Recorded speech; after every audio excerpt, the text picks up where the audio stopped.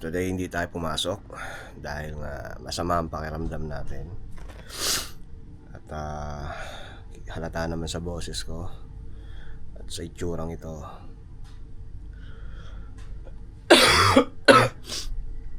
Climate change kasi, kaya sa tuwing nagpapalit yung panahon, laging ganito yung nararamdaman ko, no? Pag magwi-winter, ito. Pag magsa-summer, ganito ulit.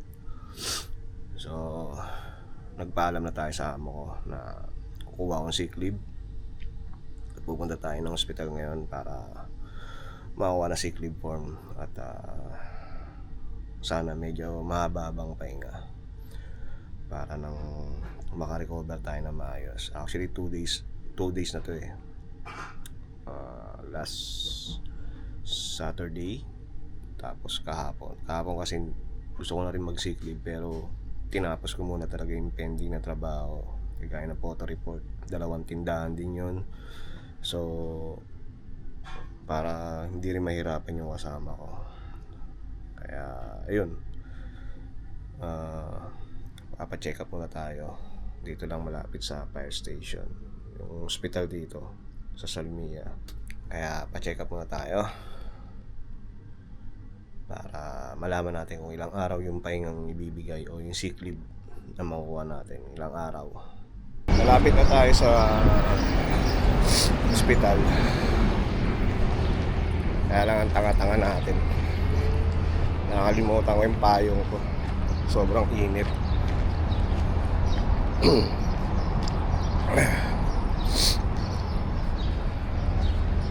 Dahil saglit lang naman to eh.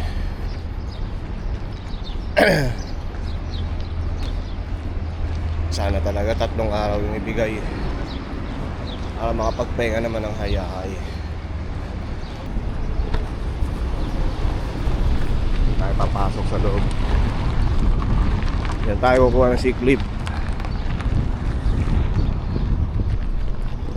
Pero magbabayad tayo ng 2KD para sa appointment sa doktor para makapagpa-stamp sick leave form.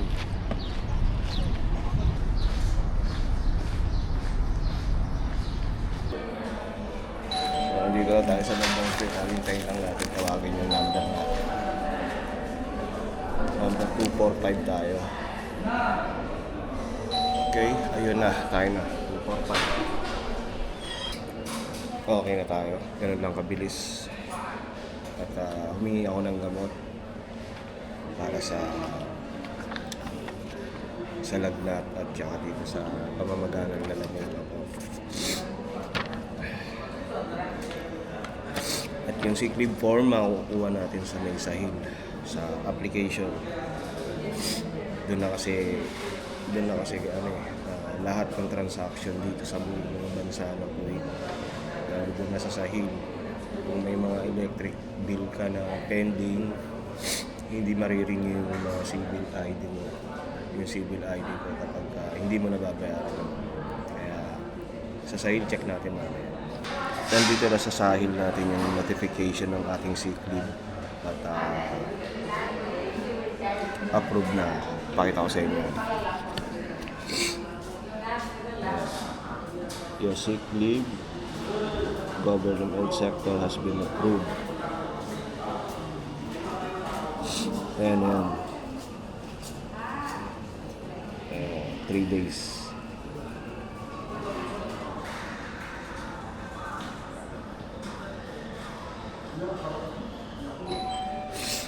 So 3 days yung sick leave natin, kaya makapagpahinga tayo ng maayos. Nandito na sa mobile ko yung sick leave form ko. Pauwi na tayo. Yan, katatapos lang natin maligo at dahil nga sick leave tayo today, pupunta tayo sa isang kapatiran namin dito sa Awali, kila Bro Peds. Dahil alam ko may Bible study kami doon. So siya yung ka-Bible partner ko at saka si Pastor. 3 kami. Kaya punta na ako doon habang maaga pa Kahit masama ang pakiramdam natin, okay lang yan. At least may matututunan naman tayo. Di ba? So, alis muna ako. At kanina pa nag-aantay si Brother Ped sa akin doon. Baba na tayo ng bus at medyo matraffic. Dito pa sana tayo bababa eh. Diyan sa bus station na yan. Alam, matraffic kaya doon pa lang bumaba na ako. Dito tayo sa Awali dahil nga dito nakatira si Brother Peds. At nagluto daw siya. Luto daw siya ng munggo. Favorite food. So, dito na tayo. At ito ang building ni Brother Peds. Yan. Yan tayo punta. 8th floor.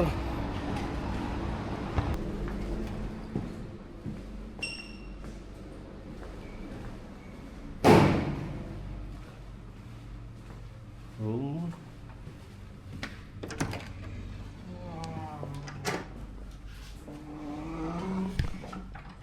Diretso lang tayo. Ito kalupit kila Brother Peds.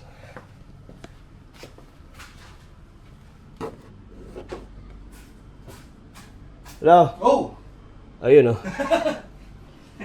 Diretso lang nga bro eh. Sabi mo eh.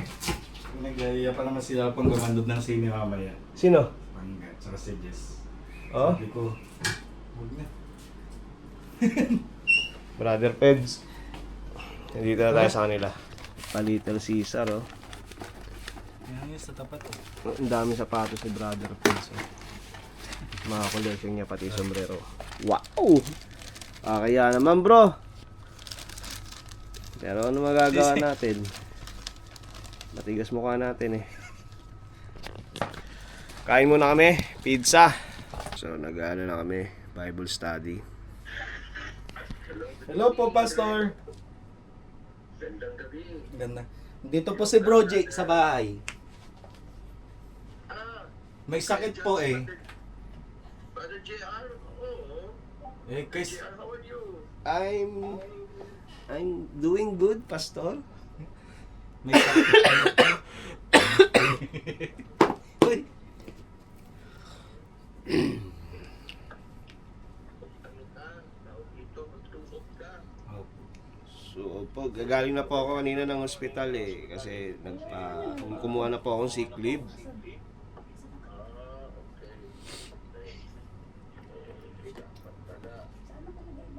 Panay pa rin ba upo mo?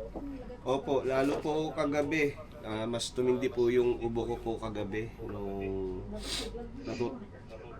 Nung natutulog na po ako, hindi ako masyado makatulog.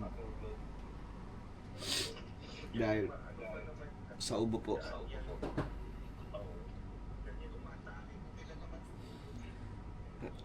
Opo, totoo po. Po. Opening po ako, Pas. Opo. Eh, may sakit po si Brother Jay. Di sabi ko kaysa malungkot sa bahay nila, di dito na lang po siya. Opo.